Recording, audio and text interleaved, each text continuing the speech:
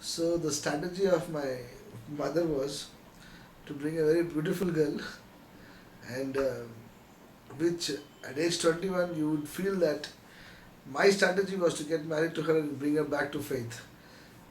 And I seeked a counsel of one of the senior believers. He said, "Good, you can do that," he said. That's one beautiful counsel they gave. So, in pursuit of that, they sent me to Gujarat. I went to Gujarat and stayed there for 15 days. Those 15 days, no fellowship with the church. Gujarat anyway is dead. 93 was like you can imagine. What it is nothing. Today you have to search and find where the places are. I stayed there. 15 days I started speaking their language. Their the way they talk. 15 days I started to behave like them, forgetting that I had a Bible in my book, in my bag. 15 days I decided to stay even there. Because I thought of staying there, my parents were all willing to relocate and come back and stay there. You see, it was a very well, beautiful strategy. Until a time when, after 15 days, I felt there's something not right, and so I was sitting. I loved cycling, so I took a cycle and I just kept riding in the morning when everybody used to go to work there. Evening, everyone used to meet. So I went in the morning cycling. Somewhere I went, I don't know where I went. So I got lost. And those days, no phone number, nothing. How do you trace back? Nothing, you can't trace.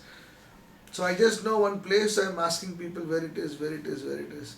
So the Lord, Jesus Christ, I was talking to one guy saying, where is this particular place? I asked him, ye kahan par hai? And he just gave a look and went. In my heart, he said, as if the Holy Spirit spoke to me, just like somebody is speaking to my ear, don't you think you are lost? So I am telling God, yes, I am lost. I am physically thinking I am lost. But within half a kilometer, I started crying. I realized there's something wrong. There's something going wrong. So I parked myself under a tree. I knelt down and I prayed. I said, God, what am I doing wrong? And the Lord told me that you are getting enticed by the temptation. You must run away from this place. Believe me, it was on a Monday morning, Tuesday morning, I took a train and I came back home. If I would have stayed one more day, this journey of my life would have never been there. Never been there. Because I would have never followed Christ. I would have given it to her. You know what? Today she is a very staunch, I recently came to know, very staunch Hindu. She's having satsangs in her house. She's having hundreds of people coming once in 6 months to her house. I think I would have been a pujari in her house than being a servant in the house of God. You see how God enticed you, how the enemy entices you, and how God helps you to come out of your own evil desire, pulls you into it, pulls you into that. And you cannot say that it is my mother. Another drama was in my, when I came back home, my mother cried like a baby.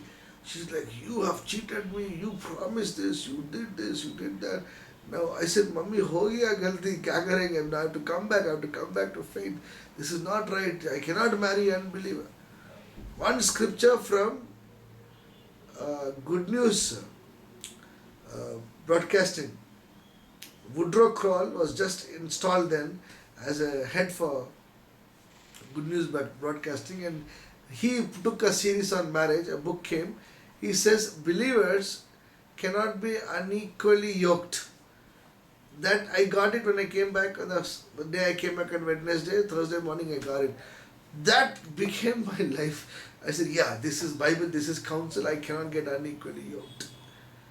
But in the same chapter, one thing God led me into trials and temptation, the testing of faith.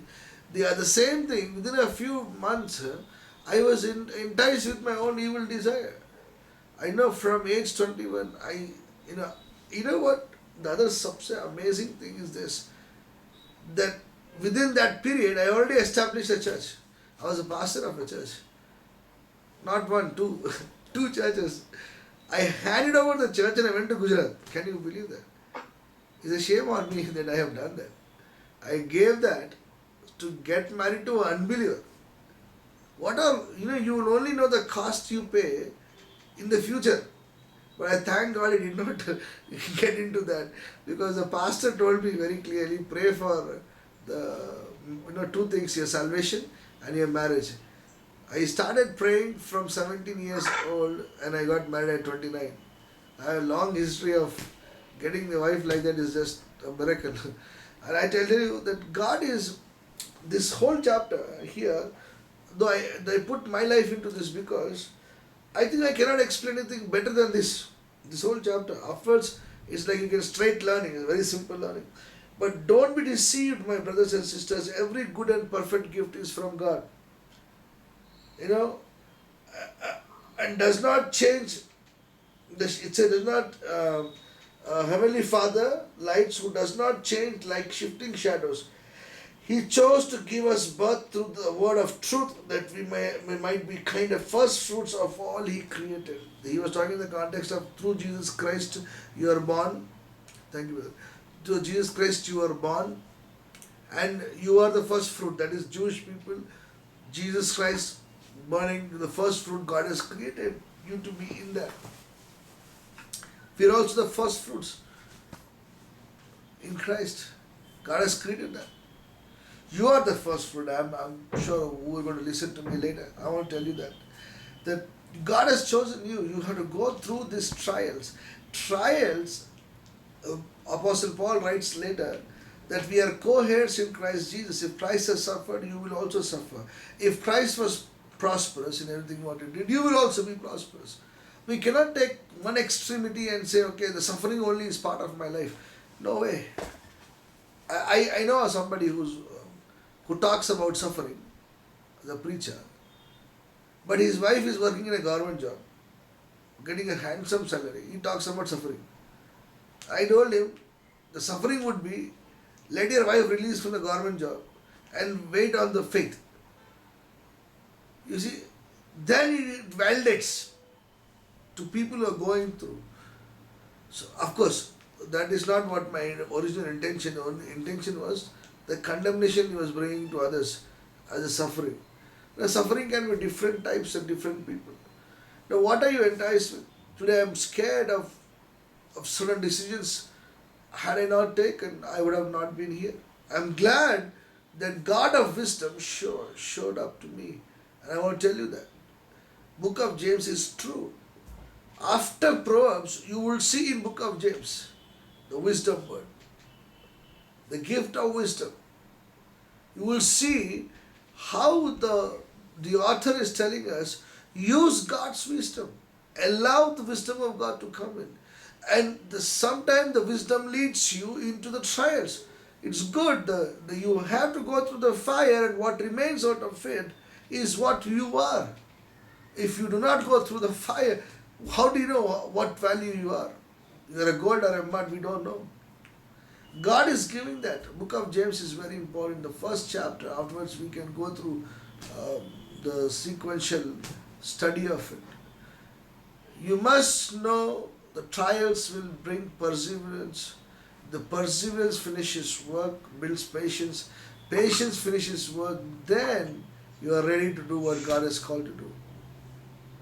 Now, how can you plan what God is already planning for you? That's my, before I conclude on this, I really want to tell you this. Are you planning with the wisdom of a man, or sometimes your own wisdom? Or you're planning with God's wisdom? I really take the counsel of people, but I bring it before God. I bring it before God and I tell God, I know so many counsels. I give it to you. Finally, you do it. I tell you today, maybe you are supposed to take a decision. Maybe there is a time coming into your life where God is saying that you may go through a little bit of pain, but it's for a little while. Just for a little while. But you'll have a life in abundance. He says, for a little while I left you, but with everlasting love I have loved you. Christian faith without trials. If somebody is telling that I have no trials in Christian faith, I doubt his faith. There will be a trials, a pain, a lack, a struggle, a fight. Because that is a tool when God develops somebody's faith. A tool when God develops somebody's faith. And that is very important for us. What are you enticed to? What is that you are envying it? What is it you want from God? 2 stories of my life, I said. After that, I never turned back. I knew that I would be getting beating on a Sunday, but I still went on a Sunday to a church, came back, got beatings. Again next Sunday, went, came back, got beating. And one day my father said, "Chhod de isko, how much will you beat? How much to beat this boy?" He let me go. Same way. They all told me about my marriage. I waited and I waited and I waited and I waited. Till a point I thought, if I don't get the person, I only told God, if I find somebody, I want you to talk to me. Exactly what God did. I got it. When God spoke to me, I nailed it by God's grace. I think these are 2 decisions of my life which I always cherish and feel very happy about it. That I do not know other things I did right or wrong. Maybe I was a good father, I don't know. Maybe a good pastor or a good servant, I don't know. I cannot judge on that, only God judges that. But when I look back to in my past, I found out that the love for God, when I went through trials, I thank God for it, I stood it. I thank God that I stood to marry somebody who God spoke to me. At least these 2 decisions are so clear. And I have no fear in explaining and expressing my faith. So I'm telling you, maybe the coming year is going to be like that for you. Maybe coming year, you maybe have to bring certain things, change into your system. Book of James is very interesting. Then it goes in listening and talking and judging. All that next parameter is happening. But today, I really want to conclude on this. Do you love God? And are you ready, if the trial comes, to face it with a smile on your face? And God of wisdom will give you peace that surpasses all understanding. God will give that to you. God of peace will give you that. So I want to challenge you today. Your temptations are not because God is allowing it. Your temptations because of your own evil desires. That is not God's thing. The trials, maybe God uses as a tool to develop that. Develop your own faith for Him. Let us pray. Heavenly Father, I want to thank you for this Bible study. Thank you for this time. I'm praying in Jesus' name that the supernatural may rise for your glory. Ask of you, Lord, give us a nation to follow you and to love you. I thank you for the miracle you are doing. In Jesus' mighty name we pray.